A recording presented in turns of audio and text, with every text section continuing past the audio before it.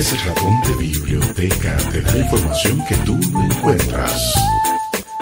El ratón de biblioteca te conecta con la ciencia. El ratón de biblioteca. El ratón de biblioteca.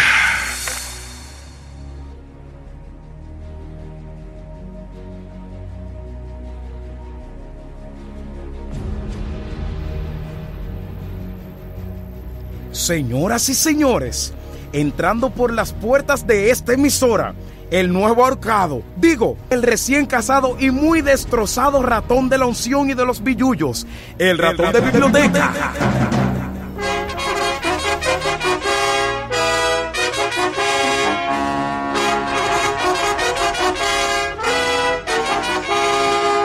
Si no fuera por la profunda emoción que me embarga estar de nuevo en mi tierra, con mis fieles radioescuchas míos propios de mi propiedad, te diría que tú eres un mal agradecido, Joel. Así es que tú me recibes, a mí, después de pasarte todo un fin de semana en casa de campo, gracias a mí. Pensé que éramos amigos. Ratón, amigos sí somos, pero tú sabes que yo aquí soy solo un simple guardia raso. Fue Sanford que me dijo que te hiciera este recibimiento. Incluso, él me escribió lo que yo te iba a decir. ¿Qué pasa, ratón de biblioteca? Tú como que viniste de peor humor de esta luna de miel. ¿Eso era solo una broma de Joel Richards? Claro que no vine de peor humor de mi luna de miel. Al contrario, estoy gozoso luego de pasar unos días maravillosos junto a mi amada, consumado fervientemente nuestro amor. Oh, parece que te salió todo muy bien, que todo marcha a la perfección entre Magali y tú, y que esos días no tuviste contratiempo alguno. Pues claro que no, y no se podía esperar menos en mi vida. Yo, un ratón con tanta unción, un ratón que se mezcla con la crema innata de la alta rata sociedad, no podía tener menos que una magnífica boda y una grandiosa luna de miel por las islas griegas. ¿Cómo, ratón? ¿Te fuiste de luna de miel para las islas griegas? ¡Qué glamour! ¿Y qué esperabas tú, Jabao? ¿Que un ratón de mi alcurnia se fuera para Boca Chica de luna de miel a comer pescado con Yaniqueque? ¿O qué tú crees? ¿Que después de realizar una boda tan histórica como la mía, la luna de miel se iba a quedar atrás? Es cierto. Pudimos observar que no se catimó un centavo en esa boda. Y por cierto, ¿cómo le fue a Magali con tus amistades? ¿Pudo encajar en tu grupo cirquero? Pues te cuento, Sanford, que de todas las esposas de nuestros grandes amigos rata prosperados quedaron locos con ella. Dicen que les agrada su espontaneidad, además de poseer un cuerpo monumental. No es para menos. Rara vez me equivoco en mis decisiones. Incluso, la planificadora de bodas está ansiosa porque la contratemos para organizar todos nuestros eventos, pues asegura que nunca había sido tratada tan bien en su carrera profesional. Ya, ratón. ¿Estás seguro de eso? A mí me parece algo raro que Magali, una ratona tan emocional, sin ningún tipo de educación y sin pelos en la lengua para poner a la gente rápido en su sitio, haya podido pasar tan bien y sin tropiezos el círculo de los prosperados. ¿No estarás exagerando un poquito tú? Pues claro que no, Sanford. No te niego que tuve algunos pequeños tropiezos, pero nada muy notorio. Si tú lo dices. Y en la luna de miel, ¿cómo te fue? ¿Fue de miel o de hiel? Todo marchó sobre ruedas. Nos fuimos primero en un megayate por las islas griegas junto a un grupo de ministros prosperados y sus esposas, que inmediatamente hicieron liga con nosotros y están deseosos de venir a realizar una mega campaña a nuestro país y probar nuestra deliciosa comida de la que tanto les hablé. Además, están maravillados conmigo y desean llevarme al África a realizar unas cuantas mega campañas. Pero les dije que tengo mi agenda muy ocupada por unos 3 años, así que eso va a tener que esperar. Luego, decidí que era justo que conociéramos mejor la cultura griega. Así que Magalis y yo nos quedamos en la chic y exclusiva isla griega de Mykonos, donde conocimos a un potentado ministro griego quien nos suplicó, literalmente, que hicieran una conferencia en ese lugar para poder ministrar a celebridades de la talla de Britney Spears. Yo, como humilde soldado de Cristo, aunque estaba disfrutando de las mieles del amor junto a mi flor de primavera, mi amada Magali. No pude negarme y realizamos la conferencia. Y fue tan poderosa mi unción que Britney y su novio me rogaron que me quedara con ellos para que los ministrara personalmente, hasta que me propusieron hablar con Ricky Martin para ver si ambos podían hacer un disco cristiano, para recaudar fondos, tú sabes, para ayudarnos en nuestra obra de extensión del reino. Pero, te repito, como discípulo obediente de Cristo, decidí que ya era tiempo de retornar a nuestra hermosa nación para seguir ganando almas. Bueno, ratón, ante todo, esto que me has contado solo puedo sujetarme a lo que dice la palabra en 1 de Corintios, capítulo 4, verso 5. Así que no juzguéis nada antes de tiempo, hasta que venga el Señor, el cual aclarará también lo oculto de las tinieblas y manifestará las intenciones de los corazones. Y entonces cada uno recibirá su alabanza de Dios. ¿Qué tú quieres decir con eso? ¿Acaso tú dudas de mi relato? Como diría el viejo Pérez, al buen entendedor, pocas palabras faltan. Pero dime, ratón, ¿qué nos trajiste en esta semana, ya que tu prolongada luna de miel evitó que pudieras participar de este programa de manera activa, aunque nos enteramos de algunas cositas? Pues como ministro de gran unción deseo aportar mi grano de arena en torno a este tema tan importante y trascendental como es el discipulado. Y puedo decir que durante la época de la Edad de Oro en Grecia se podía ver al joven Platón recorriendo las calles de Atenas en búsqueda de su maestro, el andrajoso, descalzo y brillante Sócrates. Aquí probablemente está el comienzo del discipulado. Jesús usó una relación similar con los hombres que él preparó para expandir el reino de Dios. Sus discípulos estuvieron con él día y noche por 3 años. Escucharon sus sermones y memorizaron sus enseñanzas. Lo vieron vivir la vida que les enseñó. Entonces, después de su ascensión, los discípulos transmitieron las palabras de Cristo a otros y los estimularon a adoptar su estilo de vida y obedecer sus enseñanzas. Un estudio cuidadoso y minucioso de la vida y la enseñanza de Cristo revela que el discipulado tiene 2 componentes esenciales: la muerte a uno mismo y la reproducción. Ambos dieron la tónica al ministerio de Jesús. Él murió para reproducir vidas nuevas y él quiere que cada uno de sus seguidores siga su ejemplo. El llamamiento de Cristo al discipulado es un llamado a la muerte de uno mismo, un rendimiento absoluto a Dios. Jesús dijo: si alguno quiere venir en pos de mí, niéguese a sí mismo, tome su cruz cada día y sígame, porque todo el que quiera salvar su vida, la perderá, y todo el que pierda su vida por causa de mí, éste la salvará. Jesús mismo ordenó a cada persona renunciar a sus objetivos personales, abandonar sus pecados y obedecerle completamente. El cristianismo sin la muerte a uno mismo es meramente una abstracción filosófica. Es un cristianismo sin Cristo. Quizá el error fundamental de muchos cristianos consiste en separar el hecho de recibir la salvación del de convertirse en discípulos. Ellos sitúan ambos estados en distintos niveles de la madurez cristiana, asumiendo que es posible ser salvo sin la obligación personal de obedecer las demandas más radicales de Jesús, como la de tomar su cruz y seguirle. Les recomiendo que lean Mateo 10:38.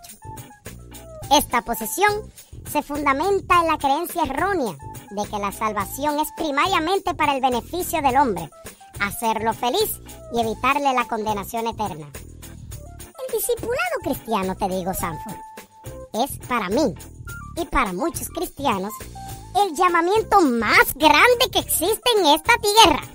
No existirá otro reto más desafiante que seguir las pisadas del Maestro Jesús. Todo cristiano a esto ha sido llamado. Tal como dice el apóstol Pedro, tiene el cuidado de decírnoslo. Pues para esto fuisteis llamados, porque también Cristo padeció por nosotros, dejándonos ejemplo para que sigáis sus pisadas. Léase 1 de Pedro 2:21. El camino ya está trazado, Pues el ejemplo nos ha sido dado por aquel que, estando en la condición de hombre, se humilló a sí mismo, haciéndose obediente hasta la muerte y muerte de cruz. Muy inspirador tu aporte. Me pregunto si todo viene de ti, porque yo te he escuchado en otras ocasiones y ni de cerca mencionas esto. Bueno, Sanford, me ayuda un poco con la internet, para serte sincero. Pero eso no tiene que ver. Transmito la idea dada por otro, pero que comparto absolutamente. Ajá, pero me gustaría saber qué exactamente compartes de todo lo que acabas de decir. Pues ahí hablas de negarte a ti mismo, arrepentirte del pecado y formar a otros discípulos. No estoy yo trayendo nuevos arrepentidos a los pies del Señor.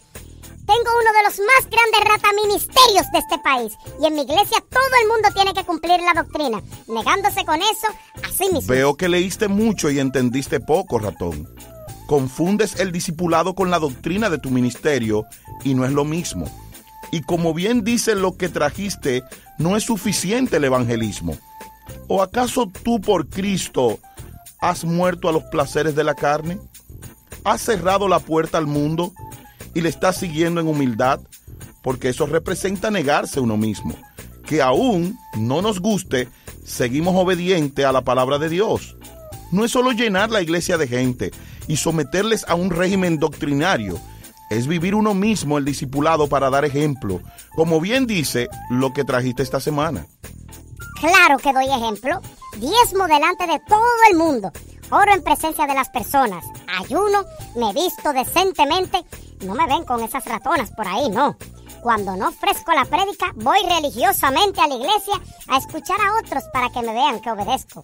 No bebo, no fumo, guardo fielmente el domingo, no utilizo en mi iglesia todo tipo de instrumentos de adoración y no permito que se celebren fechas paganas como la Navidad. Todo eso es doctrina, a lo cual te sometes y sometes a tus feligreses. Pero no me hablas de lo otro, de negarse uno mismo, de tomar la cruz cada día y seguirle, del amar a Dios sobre todas las cosas, que incluye amarlo por encima de las riquezas y amar al prójimo como a uno mismo, que incluye el perdón de las ofensas y el no hacerle al otro lo que no te gustaría que te hicieran a ti. Ay, eso es muy bonito, Jabao, pero eso no jala a la rata gente. Las rata personas no les gusta que uno se meta en su forma de vida y eso hay que respetarlo. Bueno, yo así lo entiendo. Lo que le gusta a la gente es que se le hable bonito, se le dé esperanza de volverse rico si siembra, si va los domingos al culto y si no idolatra con lo de la Navidad y eso. Fuera de eso, todo lo que dices es muy duro y quien lo sigue es digno de un premio. Además, bastante sufrimiento hay en este mundo para además uno meterse tanto requisito a la gente. No, dejan a la iglesia vacía. Y con esto me despido. Pues como comprenderás, ahora soy un ratón casado y tengo que darle calor a mi hogar. ¡Hasta la próxima semana! Bueno, además de mentiroso, es hipócrita. Este ratón está más perdido que el hijo de Limber. Y si ese es el ministro, ¿qué será de los que le siguen? El ratón de biblioteca. El ratón de biblioteca. Origen con Sanford. Buen día a todos nuestros fieles oyentes. Gracias por estar con nosotros hoy sábado en este su programa Origen con Sanford, que llega por la cortesía de la Iglesia de la Alabanza del Señor Jesucristo de Osama. Pastor Sanford, buen día, ¿cómo se siente? Buenos días a todos nuestros oyentes. Le damos las gracias por dedicar este tiempecito a escucharnos cada sábado. Queremos darle gracias a Patria, que ya está a bordo de desembarcar en ese proyecto turístico que se llama Su Niño. ¡Wow! Y que ya están los dolores y todas las cosas. Y también le quiero dar muchos saludos, que no lo pude escuchar el sábado pasado, a mi sobrina Lilian Medrano, que está en New Jersey y que está escuchando vía internet nuestro programa, y a Linka Gisser en Italia, a Enrique Mieses en Italia y también en Holanda a Juana, nuestra querida hermana, que está haciendo un trabajo extraordinario con las trabajadoras sexuales en Holanda.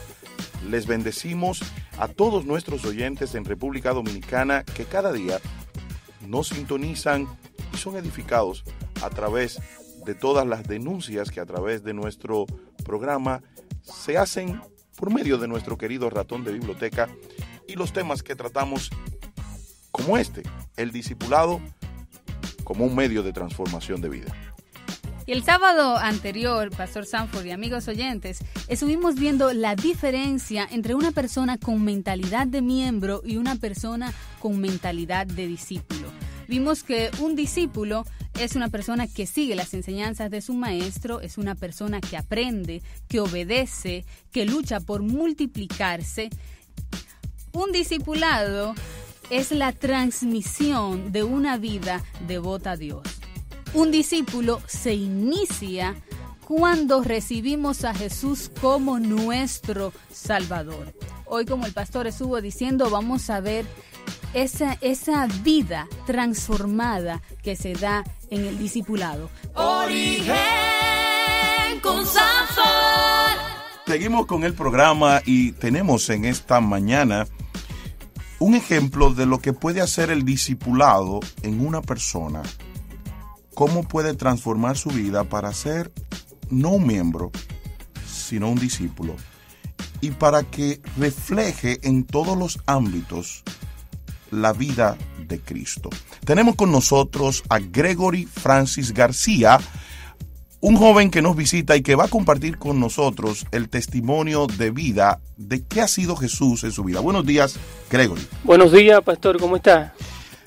En tu agenda y en tu currículum tengo que fuiste Mr. Modelo Perfecto en el año 1999, Mr. Calendario Dominicano, que era el concurso que era el paralelo a lo que hoy es Mr. República Dominicana, y fuiste finalista de Miss Mundo República Dominicana.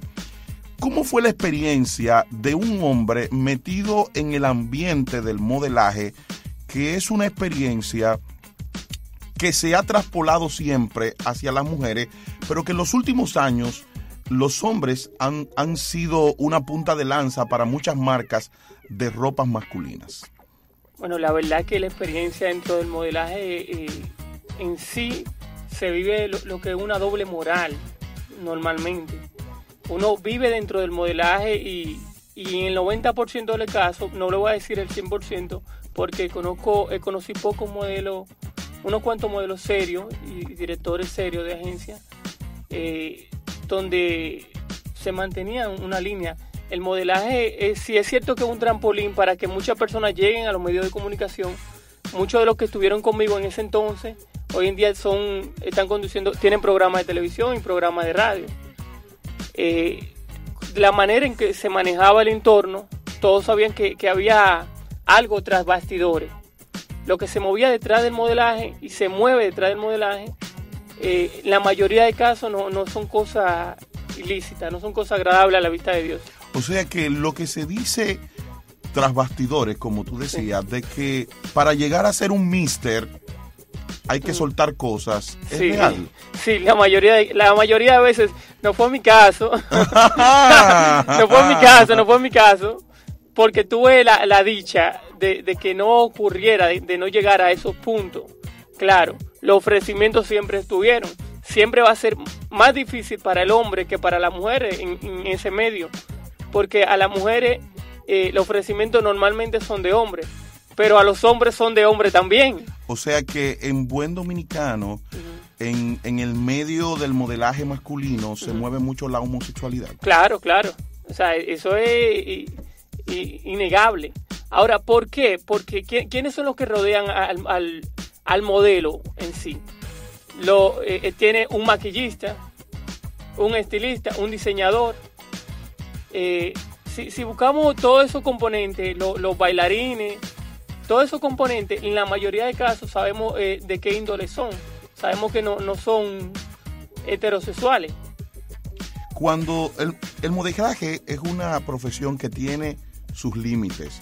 Cuando tú dejas de ser la figura física, ya deja de ser la persona que atrae a las agencias, a los diseñadores. Tú decides, después que pasas por esa corriente de ser Mr. Modelo Perfecto, pasas a ser director de un concurso que se llamó Dominican Modelo Bikini Country. Sí. ¿No tenías tú que hacer cosas inadecuadas para mantener ese concurso? Sí. Siempre uno quiere mantener una imagen. Y uno dice o triunfo, o tengo buenos resultados, o lo tengo a la buena o a la mala. Normalmente esa es la mentalidad de cuando uno está en ese medio. Esa era mi mentalidad. En el caso mío, ya yo tenía varios años en el satanismo, pero todavía no había metido en el fondo, no había tocado fondo, como dicen. Siempre uno va a escala mayor. Cuando habla de satanismo, implica que cuando no viste el éxito de tu carrera ya como director de un concurso, comienzas a buscar medios para lograr el éxito económico, y dentro de esos éxitos la brujería o el satanismo. Bueno, ya la brujería, el satanismo per se, ya hace rato yo estaba dentro de él. Lo que pasa es que todavía no tenía la conciencia plena de lo que hacía. Ya anteriormente yo venía, porque es un escalón, para llegar al infierno es como una escalera, donde uno da el primer paso y empieza, un ejemplo, leyéndose una carta o un tarot, como dicen, y va bajando. Ya entró uno, tan pronto uno abre esa puerta, entró uno ya a ese mundo del satanismo y comienza a bajar escalones. Y para buscar mejores resultados dentro de lo que uno hace, ya sea haciendo el concurso que yo hacía o lo que sea que fuera, yo iba a tener que ir más hondo. Llegó un punto que llegué tan hondo dentro del mismo satanismo que personas que yo conocía y que estaban conmigo en ese entonces se morían. Se murieron varias personas conocidas de ese entonces que estaban bregando, estaban metidos allá abajo. Habían procesos que se hacían que uno no lo hace inmediatamente. El proceso del satanismo es como el mismo proceso que hemos estado viviendo mi esposa y yo dentro del cristianismo, en el sentido de que hay una escalera que uno va subiendo paso a paso. En aquello hay una escalera que uno va descendiendo paso a paso. La gente no lo familiariza, pero nosotros estamos, por ejemplo, con lo de horóscopo. Uno dice, no, eso es inocente, eso no es nada. Pero sí está abriendo una puerta, está bajando escalones. Ya el punto mío, cuando llegamos al Bikini Country, yo tenía alrededor de 6, 7 años. Nadie se daba cuenta porque uno no anda diciendo en la calle, mira, soy satánico, o mira, estoy haciendo tal cosa. Simplemente uno va bajando escalones. Con personas del mismo medio de comunicación hoy en día, hay varias personas que sí están en eso, pero igual no lo dicen, simplemente muestran una imagen de cosas que no son. ¿Y cómo hiciste? Tú hacías una comparación, y la comparación es interesante. En los dos hay que tener escalones, uno para subir, otro para bajar. ¿Cómo tú haces para introducirte en ese mundo y lograr alcanzar? Porque la mayoría de la gente que se involucra en el mundo del satanismo es para conseguir plata, para conseguir dinero y poder. ¿Qué tuviste que hacer para tú llegar al plano de que ese señor de las tinieblas te diera poder? Ok, ya llegó un punto donde yo por punto de arrogancia, de ambición, porque uno se va convirtiendo poco a poco en cada vez más ambicioso, en querer más poder, en demostrar lo que uno es capaz de hacer, sin importar lo que uno haga. Llegó un punto que para yo poder lograr el éxito que yo quería, tanto económicamente, porque era muy ambicioso en ese momento, para lograr ese éxito tenía que bajar a tocar fondo. En el satanismo yo estaba dispuesto a hacerlo. Yo me vi en el punto que yo hice un pacto con el diablo. ¿Y en qué consistía ese pacto? Porque todo pacto es un acuerdo donde hay responsabilidad de parte y parte. ¿Cuál era tu responsabilidad? ¿Qué tú tenías que hacer y qué te ofrecía el mundo de las tinieblas? Ya cuando llego a ese punto que voy al cementerio con uno de esos brujos que era bien fuerte aquí en ese entonces, que vamos y para hacer el mismo pacto, él le pone condiciones a uno. Él le dice, bueno, dime, ¿qué tú quieres? ya cuando uno está ahí, uno habla claro, uno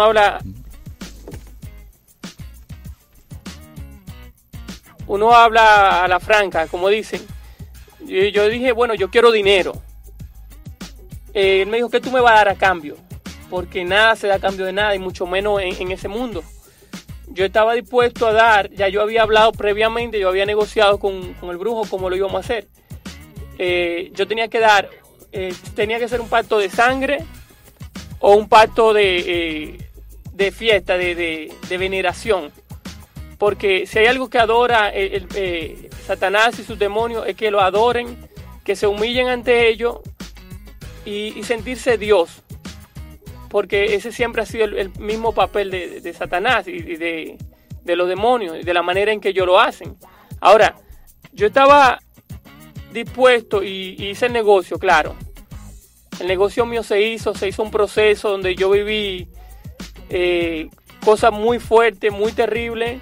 Tenía que llevar una cantidad mínima de alma, donde yo iba a llevar personas a ese altar. Tan pronto yo la llevara a ese altar, yo comprometía el alma de esa persona, a que esa persona ya iba a ser esclava. La persona no se daba cuenta, pero tan pronto yo la introducía en ese altar, ya esa persona no tenía potestad sobre su vida, porque los demonios la iban a seguir. Yo entregaba esas almas, yo las llevaba y yo estaba negociando con esas almas. Otra cosa que yo iba a hacer era un pacto de adoración durante 37 años. Yo iba a entregar 37 años de mi vida en pura adoración y fiesta, que eran directas a la adoración a Satanás.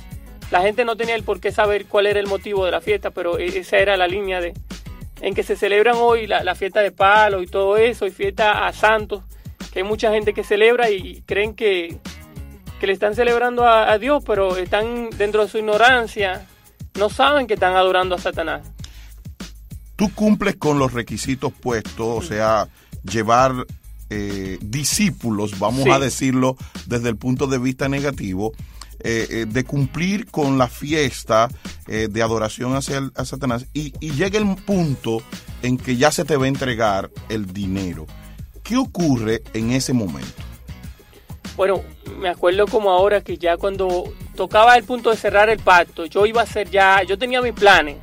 Yo tenía prácticamente, como dicen, ya yo estaba gastando el dinero. Era un martes que tenía que hacer el cierre del pacto. En ese entonces, ese martes, si está lloviendo, ningún pacto se cierra en el cementerio. Si está la lluvia le afecta a ellos. Y ellos no hacen ningún tipo de pacto, no cierran nada, ni siquiera les gusta subir, ni hablar con uno cuando está lloviendo. El punto es que para ese entonces, ya yo haber cumplido mi parte, era como un jueves, ya yo había terminado de cumplir. El martes ya yo tenía todo cerrado. Comenzó a llover un domingo, y esa vez duró como más de 20 días, 21 días, lloviendo todos los días. Y yo me acuerdo que yo, dentro de mi ignorancia y dentro de esa persona que yo tenía en mí, yo miraba al cielo y maldecía a Dios, porque no me dejaba cumplir con mi negocio, con lo que yo iba a hacer. Bueno, luego de pasar la lluvia, recuerdo como ahora, era un lunes, ya yo sentía el poder, yo sentía la motivación de, bueno, ya, por fin voy a salir de esto. Y siento de repente un escalofrío. Yo vivía en un apartamento que tenía jacuzzi, un apartamento muy, muy bonito para ese entonces y por lo que yo hacía. Y cuando entro a la bañera, el agua estaba bien fría, bien helada. Y de repente cuando a mí me gusta tirarme el agua en cubeta, aunque yo tuviera lo que tuviera. Siempre me gustaba con jarro. O sea, recordar el pasado, ¿no? Sí, era una parte mía que era así. Y cuando me estoy tirando el agua se vuelve tibia. Y entra una claridad por la persiana enorme. Cuando me pasa eso, yo siento esa voz que me dice claramente, como si aceptas el pacto, si cierras ese pacto va a perder tu alma, va a perder todo. Y yo siento esa voz juzgándome y esa claridad entrando por la persiana que me hizo por primera vez en mi vida arrodillarme. Y yo estaba tembloroso. Yo tenía un altar en mi apartamento y yo me acuerdo que yo me fui corriendo al altar porque yo decía, esto es nuevo, yo nunca lo había sentido. Y estoy asustado porque siempre yo conocía la presencia de los demonios, lo podía percibir y ver donde quiera. Y pasaba muchas veces más tiempo con los demonios que con las personas físicamente y hablaba más con ellos. Tenía mejor comunicación con los demonios que con las personas. Bueno, y cuando me voy huyendo a mi altar, que voy a ver, oye, porque esta presencia yo nunca la he sentido y me está revelando, me está destruyendo en ese aspecto a nivel satánico con lo que yo tenía. Bueno, resulta que el altar está apagado y no hay cero presencia de demonios, no hay nada. Se habían ido todos. Y yo dije, Dios mío, ¿pero qué es esto? Estoy asustado porque yo a los demonios en sí nunca yo tuve temor. Yo sentía adrenalina cuando estaba junto con ellos. O sea, eso me emocionaba a mí. Y cuando llegaba más hondo los pactos, más me sentía más fuerte. Pero esta presencia era nueva. Bueno, y de repente voy a ese altar de esas personas que son de otra nacionalidad, no son dominicanos, son de otra nacionalidad. Y yo me acuerdo que voy en ese altar, el niño lindo de ese altar era yo. Y yo llegaba y esa gente me brincaban prácticamente cuando llegaba y me querían muchísimo. Y yo me acuerdo que ese día yo llegué y de repente había un rechazo rotundo en contra de mí. Yo no entendía lo que pasaba. El rechazo era de la persona que manejaba ese altar. Claro. O sea, que era el medium Sí. o la persona que movía los guedeces y los petro. Bueno, ahí en ese altar se reunían normalmente, porque es muy fuerte, probablemente el altar más fuerte que hay aquí en este país. Se reunían todos los brujos de esa zona del país. Se reunían en ese lugar. Y ese día habían como 3 o 4. Y ellos de por sí como que ni me hablaban. Me tenían como de lejito. Y cuando llego donde el brujo, el fuerte de verdad. Porque para decirle que me está pasando algo, para que él me explique, me ayude. Y para decirle ya que el otro día se cumplía mi pacto. Él tampoco me quiere ver. Eran las 9, 10 de la mañana. Y me dijo, vete para allá afuera, hablamos ahorita. No quería nada conmigo. Yo no entendía la indiferencia de ese grupo de personas hacia mí cuando yo era el que llegaba y ellos me brincaban prácticamente. Y de repente ya no querían nada conmigo. Bueno, y me voy afuera y nada, está bien. Dan las 6 de la tarde. Duro de 10 de la mañana a 6, 7 de la noche esperando. Cuando llego el brujo me dice, oye, vete, no te quiero ver. Llegó un familiar del brujo que era muy amigo mío en ese entonces. Yo lo conocía primero que el brujo, que también era brujo esa persona. Y me dice, vete con fulano, con esa persona. Cuando me voy con esa persona en el camino, esa persona también está muy indiferente conmigo. Y yo le digo, óyeme, si no es con ese brujo, lo voy a hacer con otro. Yo conozco, aquí en este país, había en ese entonces solamente 3 brujos con capacidad de invocar a ese demonio, porque no subía en cabeza de nadie. Porque era muy fuerte, era presencia física que se hacían y en el cementerio.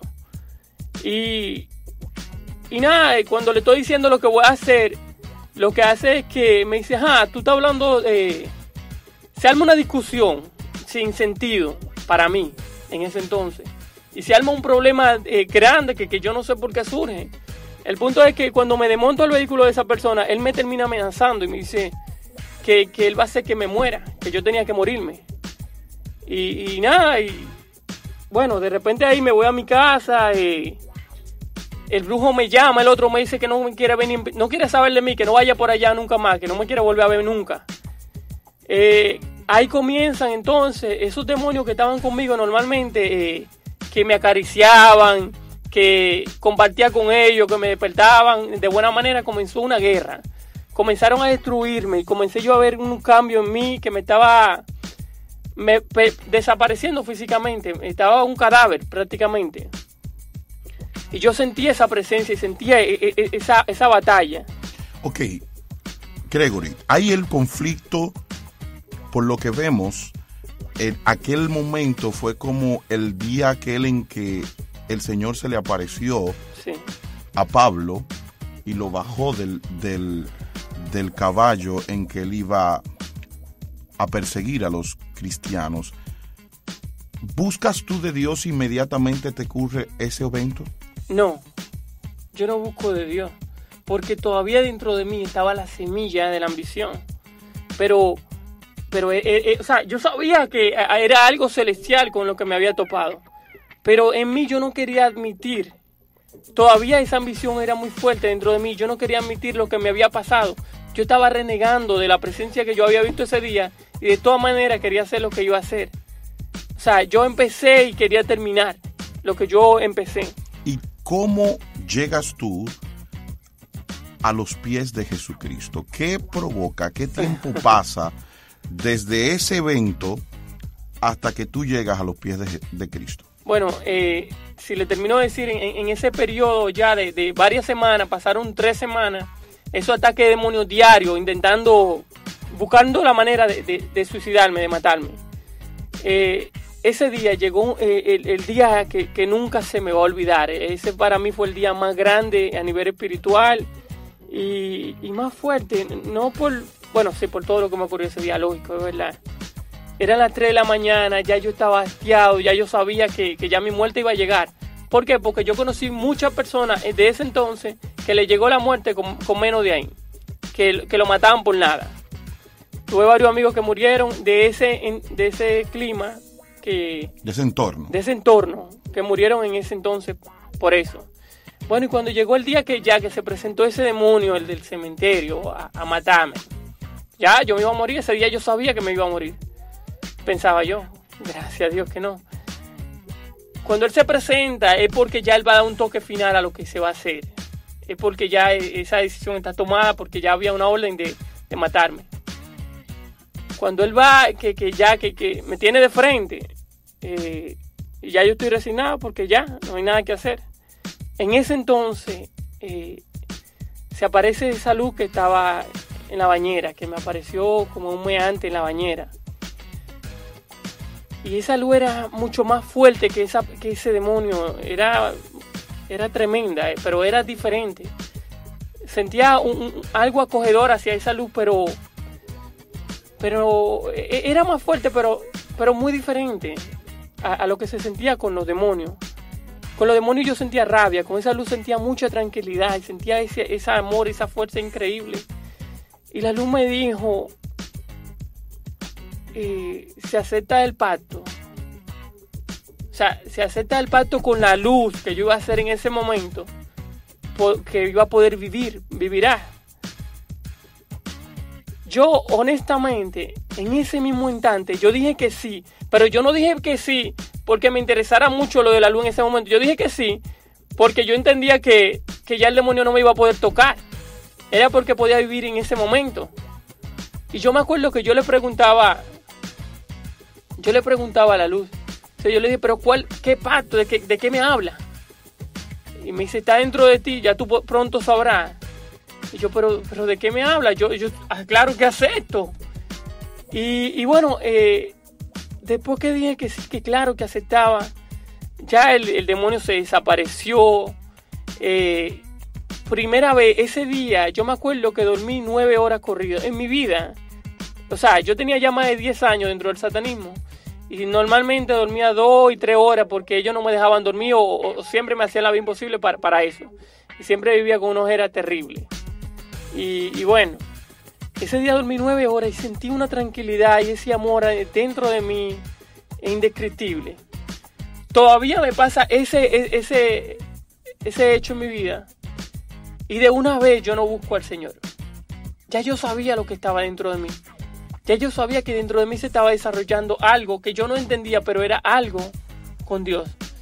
Y cuando, bueno, pasan como 3 años, eso fue en el 2007, por ahí.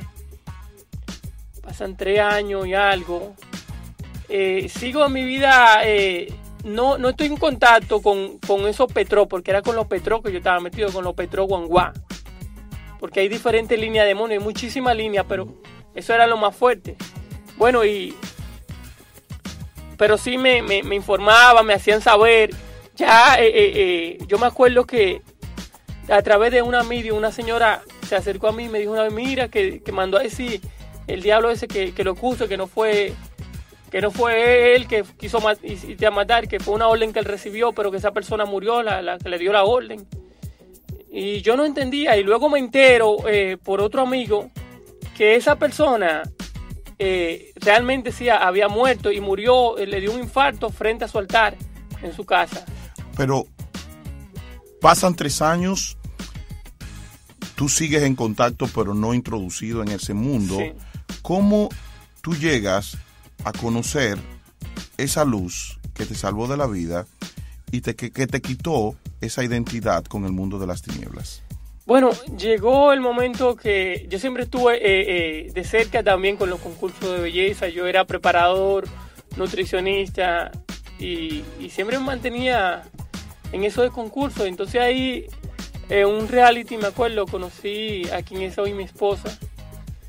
Ella estaba participando en un concurso, ella ganó ese concurso de paso.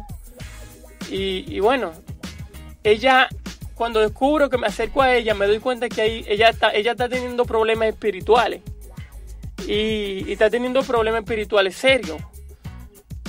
Yo siento lo que está pasando con ella. Empezamos una relación, pasa el tiempo, pasan un par de meses. Y le digo a ella, mira, sabes que ya no aguanto la lucha. Yo no puedo librarla yo. Necesitamos ir a una iglesia, necesitamos hacer algo. Porque ya de por sí en la casa de ella, hasta los más incrédulos estaban asustados porque estaban pasando cosas que no eran normales. Y ella estaba recibiendo un ataque bien directo. Y yo lo estaba afrontando. Y eso básicamente nos acercó a ella y a mí. Ahora bien, en el primer paso que dimos, le digo, mira, vamos a una iglesia, vamos a ir porque realmente no puedo. La primera iglesia que visitamos, que era una cerca donde la casa de ella, yo le dije, mira, vámonos, aquí no hay ese componente espiritual, no tiene esa fuerza esa iglesia. O sea, de verdad, pastor, le soy honesto. En ese momento, en esa etapa de mi vida, yo me estaba guiando a donde yo tenía que ir. En ese entonces, recuerdo como ahora, que ella me dijo, una amiga de infancia me habló de una iglesia, ella me invitó hace muchos años, vamos a visitar esa iglesia. Y así fue que llegamos a la iglesia a la cual pertenecemos todavía actualmente. Y bueno, desde ese entonces nuestra vida ha cambiado muchísimo. Por la gloria de Dios, nuestra vida tomó un giro increíble. Nuestra vida ya empezó a tomar una matiz diferente. Empezamos a vivir pruebas, procesos, porque no quiere decir que el hecho de que lleguemos a los pies del Señor quiere decir que ya nos liberamos de todo. Eso no es verdad. El tema de este programa es el discipulado como un instrumento de cambio de vida. Cuando llegas a la iglesia donde hoy te congregas, me dijiste que entraste a un discipulado. ¿Cómo ese discipulado contribuyó a que tu vida sea transformada de un mundo de tinieblas, con ambiciones, con una dependencia mucha en ti, porque el mundo del espectáculo y el mundo de los concursos, tú eres y tú tienes, y de repente tú te haces muy dependiente de ti mismo y de tus valores y de tus cualidades? ¿Cómo transforma esa vida a una vida que tiene que aprender no a depender de mis cualidades, sino a depender de Dios? Bueno, cuando llegamos al discipulado es porque ya somos ambos cristianos bautizados. Mi esposa y yo ya, gracias a Dios, tomamos la decisión. Ya estamos dentro del discipulado. En el discipulado conocemos un grupo de hermanos que ya no son religiosos. O sea, nosotros llegamos a la iglesia. Antes del discipulado nosotros éramos religiosos los dos. Y gracias al discipulado empezamos a estudiar la Biblia, a conocer, a escudriñar la palabra de Dios y a convertirnos en cristianos. Fíjese, pastor, nosotros hoy en día tenemos una diferencia clara en lo que es ser religioso y ser cristiano. Hoy en día hay muchos religiosos, más que nunca, pero hay muy pocos cristianos. Y bueno... ¿Cuál es la diferencia que tú puedes marcar en tu propia vivencia para decir que antes de tú eras un religioso y después de tú eras un cristiano? O sea, ¿cuál es la diferencia? Una de las diferencias es que normalmente el religioso dice, y yo era de eso, el religioso repite lo que escucha de su pastor o de algún líder, pero el religioso nunca estudia la Biblia. Yo como religioso, un ejemplo, decía, no, porque Dios dice ayúdate que yo te ayudaré.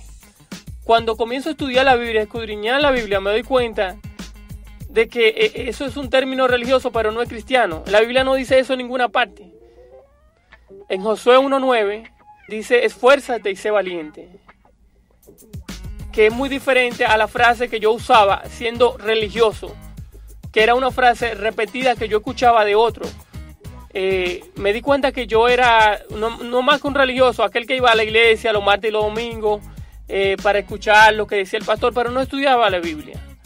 Gracias a Dios nos envió un desierto que nos ayudó muchísimo. Nos dimos cuenta el peso del discipulado en nosotros, porque ya los hermanos que teníamos en ese entonces hicieron muy diferente a lo que hacían nuestros amigos del mundo. En el mundo, cuando tú empiezas a vivir una crisis, las personas se alejan de ti. Ahora, cuando estamos en el discipulado, el mayor apoyo que mi esposa y yo hemos recibido en nuestra vida fue cuando empezamos a vivir ese desierto. Ahí descubrimos quién eran realmente las personas que teníamos cerca, lo que acabamos de conocer en ese discipulado. Y también empezamos a estudiar y nos pusimos en meta, vamos a estudiar la Biblia, vamos a convertirnos en cristianos, que eso es una de las cosas que enseña el discipulado. Te da un texto por semana bíblico para que te lo aprendas, un versículo. Y comenzamos a través de esos textos a relacionarnos y a enamorarnos de la palabra. Y gracias a Dios, hoy en día nuestra meta es siempre estudiar la Biblia juntos, de mi esposa y mío, y seguimos en eso, seguimos estudiando la palabra de Dios, escudriñando la palabra de Dios, no leyéndola, escudriñándola, metiéndonos dentro de la palabra de Dios y tratando cada día de ser más cristiano y menos religioso. ¿En qué te ayudó el discipulado a no tener una vida dentro de la iglesia, sino fuera de la iglesia y donde quiera que tú habitas? La enseñanza en general del discipulado no es solo la Biblia per se, lo que nosotros aprendemos, sino aprendemos lo que es amistad, la inversión de tiempo, la inversión de ese compañerismo que no tiene precio, esa amistad que se desarrolla entre hermanos, que nos ayuda a apoyarnos uno a otro cuando estamos en un desierto, cuando estamos viviendo momentos que a veces entendemos que son insoportables por nosotros mismos, como pareja también. O sea, en las cosas que nos ha ayudado a nosotros, el discipulado en general, son cosas que no sabría explicarlo con palabras. Hay que vivirlo, hay que estar dentro del discipulado, hay que conocerlo. ¿Podías decir tú que desde el día en que te convertiste a los pies de Cristo y el día de hoy, puedes tú concluir en que tu vida refleja más a Jesús? Claro que sí, eso es indudable. O sea, el cambio que hemos realizado partiendo de que empezamos a estudiar en equipo, en el discipulado, de que estamos dentro de la iglesia, y el cambio en sí que hemos desarrollado nos ha reflejado, nos ha cambiado muchísimo, principalmente a mí. Yo no soy ni sombra de lo que yo fui cuando yo llegué a la iglesia al principio, y como le dije, hemos aprendido a depender de Dios y no del pastor y no de la iglesia, sino de Dios, quien tenemos que depender.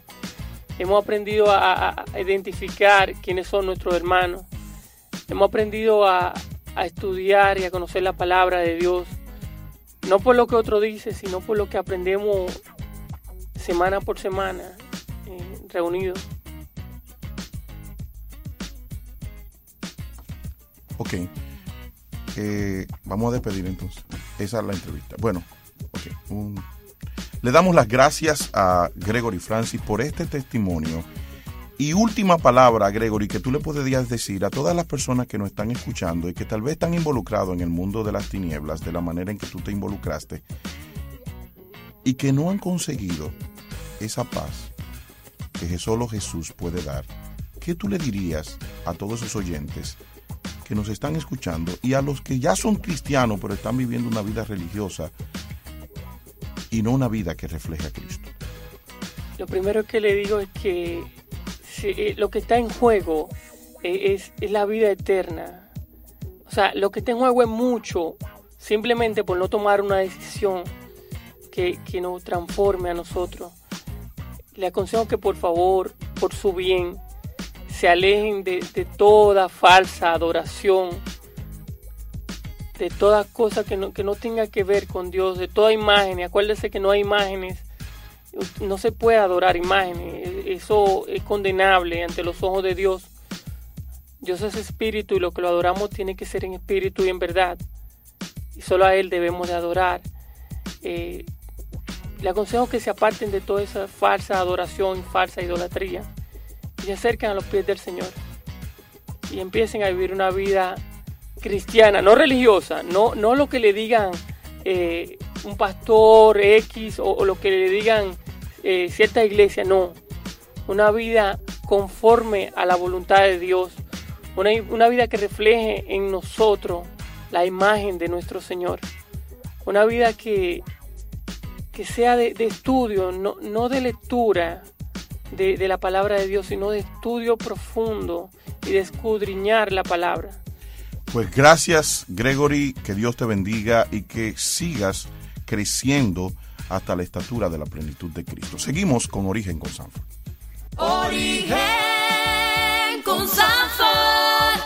Ahí estuvimos escuchando este testimonio tan interesante de nuestro hermano Gregory, que nos da una enseñanza, y es que debemos tener una comunión, una comunicación, una relación con nuestro Señor Jesucristo. Y eso solamente podemos lograrlo a través del discipulado. Cristo no nos mandó únicamente a predicar el Evangelio.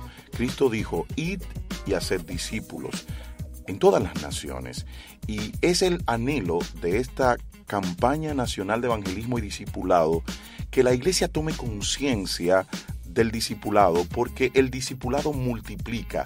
Mientras más te comprometa con el discipulado, tu iglesia crecerá mucho más rápido y con mayor eficacia y mayor calidad de aquellos que están en ella. Gracias por haber estado con nosotros. Será el próximo sábado donde nos volveremos a encontrar en este su programa Origen con Sanford.